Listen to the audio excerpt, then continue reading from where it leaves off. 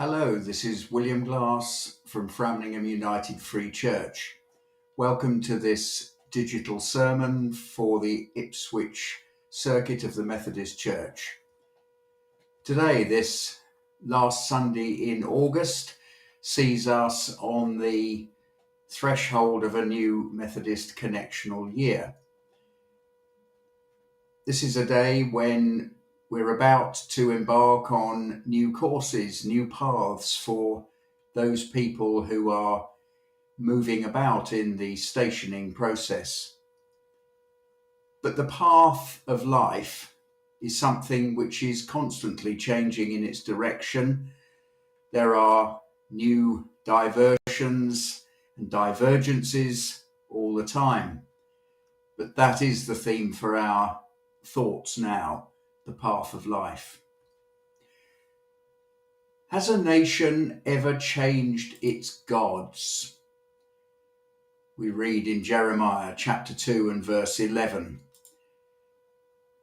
Has a nation ever changed its gods? Yet they're not gods at all. But my people have exchanged their glorious God for worthless idols.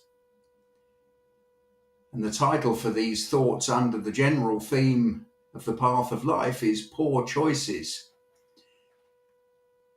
I seem to remember many years ago when I went off to agricultural college being given a lecture about being careful who I mixed with. My parents, it was probably my mother mainly, had a real obsession with not being influenced by the wrong people.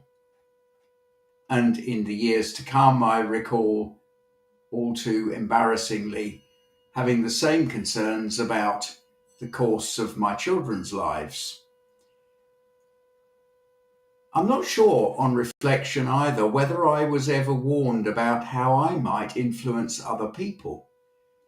Perhaps there was an unspoken assumption that other people would have their own self-protection in place. Whatever my mother's concerns, I've never been a gregarious person and quite unlikely to get into groups if I can avoid it.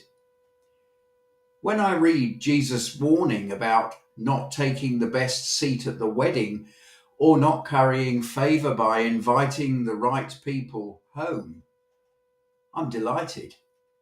Does that mean I can stay at the back and avoid dinner parties, and especially avoid those parties where you have to ask those people because you're paying back?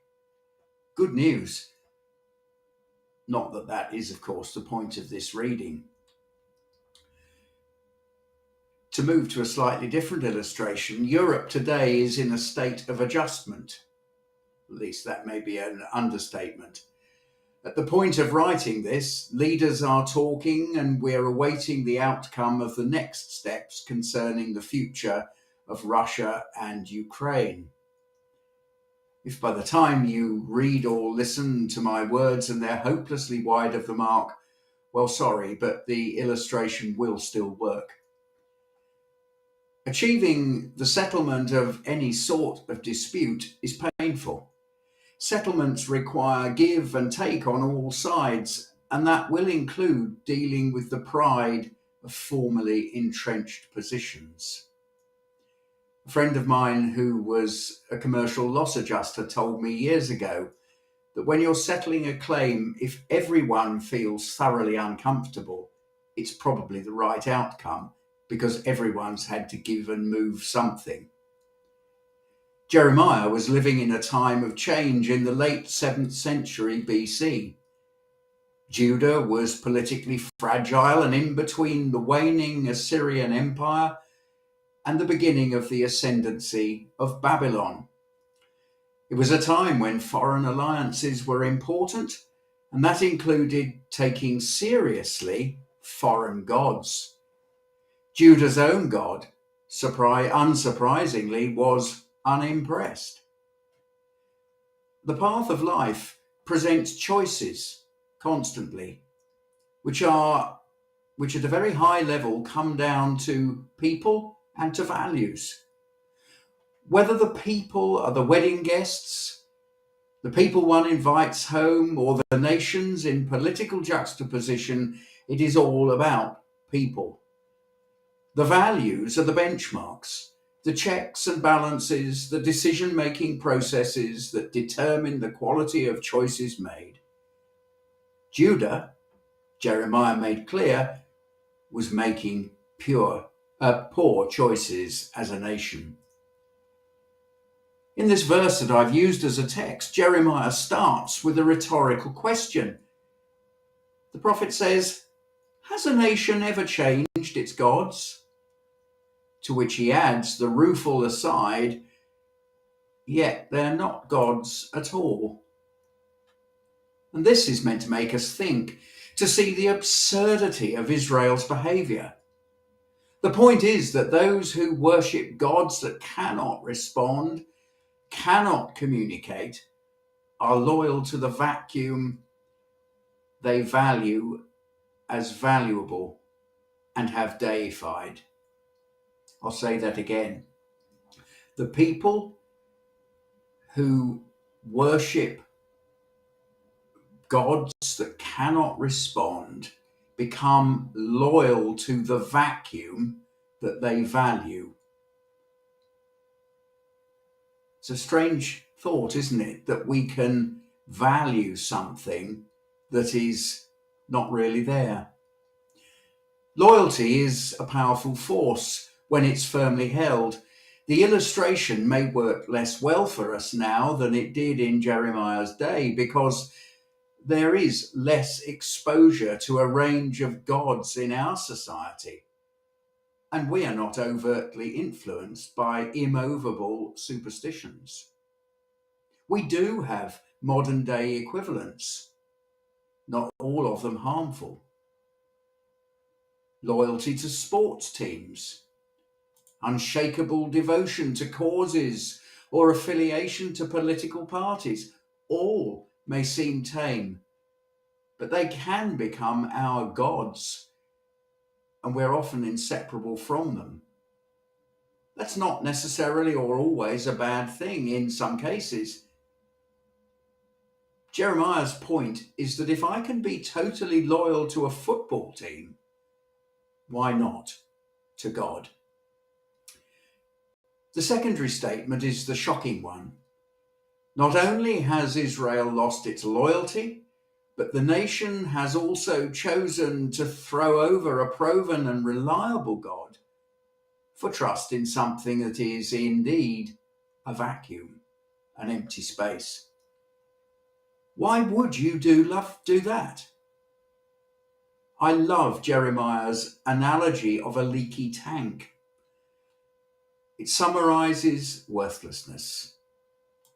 You had plentiful, refreshing water, and you opted instead for a desert. Why, when you're dependent on water to live, would you do that? In the cold light of day, it is baffling now, and it was baffling then. And yet some of us do make poor choices. Confronted with directional decisions to make, we go the wrong way. The psalmist wrote in Psalm 106 and verse 20, "They exchanged their glorious God for an image of a bull which eats grass." Hosea noticed something else, namely that the more there is formal religious leadership, the worse the behavior of the populace, presumably because it becomes less essential to take personal ownership of the problem. Hosea 4 and verse 7, "The more priests there were, the more they sinned against me. They exchanged their glorious God for something disgraceful." And then moving on again, no one is sure, completely sure at least, who the author was of the first book of Samuel, but whether or not it was the man whose name it bears, we have there a statement of the changeless nature of God. 1 Samuel 15 verse 29, "He who is the glory of Israel does not lie or change his mind. for he is not a human being that he should change his mind. And there we have it. As we make our way through life in times that are constantly evolving and changing, we should not challenge ourselves to work out and hold on to our values. Poor choices come from pushing for dominance, toadying up to today's person of influence and altering our views with the wind. That way leads to emptiness and ruin, a godless, hollowed out shell of a person.